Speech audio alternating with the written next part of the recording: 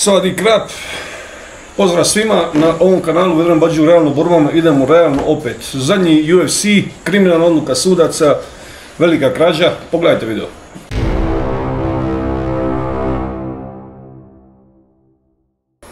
Ajmo ovako, odmah ćemo krenuti toj krađe. Znači Cyril Gane se borio protiv Volkova, po meni sramotna odluka, po meni pobjedio Volkov, ako se dobro sjećam 2-1 u rundama, ali ono čisto.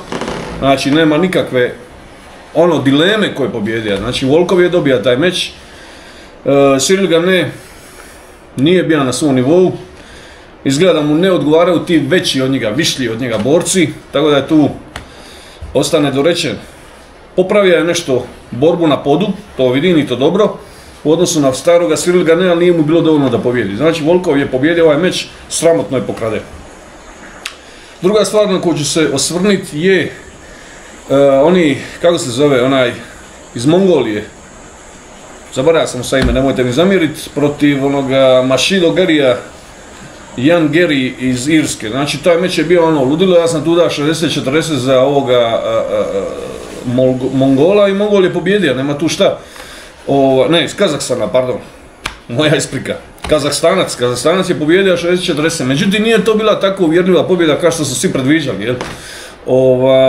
Jan Geri je pokazan nevjerovatnu dobru jiu-jitsu. To od njega prije nisam vidio, uvijek je bio stand-up borac, ali izgleda ovaj boravak u Brazilu da mu je dobro došao. Znači pokazao jedan vrhunski jiu-jitsu u parteru, znači onaj leg lock što je napravio oko ovoga Rahman se zove tako je, Rahmanov ja mislim. Izvrtio mu se Rahmanov i nije pustio leg lock, to sam malo jiu-jitsera vidio, on to ima. Znači popravio je jiu-jitsu nevjerovatno i on bi bio nezgodniji protivnik ovome Muhamedu Balalu, koji je prvak, nego što će to biti ovaj Kazahstanac.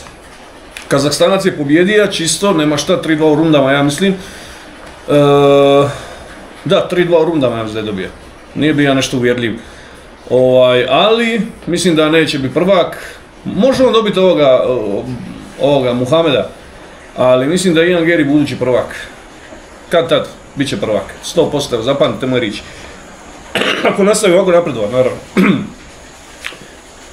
I još jedan meč koji sam htio iskomentirati, iako je bilo tu svega, nešto sam pogriješio, nisam dobio, ali dobro, više sam pogodio nego je pogriješio mečeva.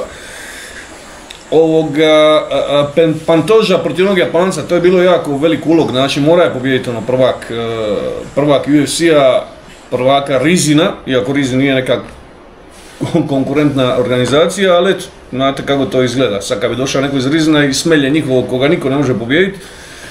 Japanac je ušao prepun od išpeta, bez respekta, dobar je, brz je, ali vidio se da to nije nivo Pantože. Pantoža inače, kad nije nadopingiran, šta ne tvrdim da je sad bio nadopingiran, ali kad je najnormalniji, kad se u najsvojim lošijim izdanjima, on je opet bolji od ovog Japanca, jer je bolji u jiu-jitsima, gori je možda mrvicu sporiji, gori, ali i slabiji recimo u stand-upu, ali džija mu je vrhunska. Ovdje u ovom meču što mi je zanadilo, Pantoža nikad nije ovako dobro izgleda, nikad.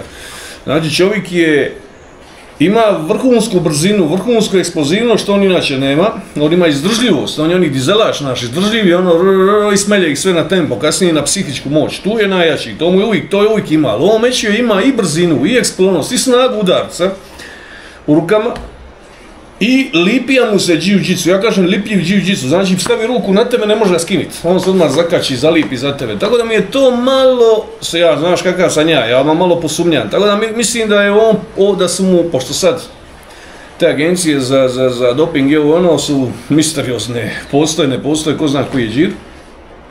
Uglavnom lik je toliko bija spreman, toliko bija dobar, da se ja mora posumnjati da se malo poboljša, eto, to je moje mišljenje. Ostavite komentare slobodno, do sljedećeg puta. Lopej, savadi krap.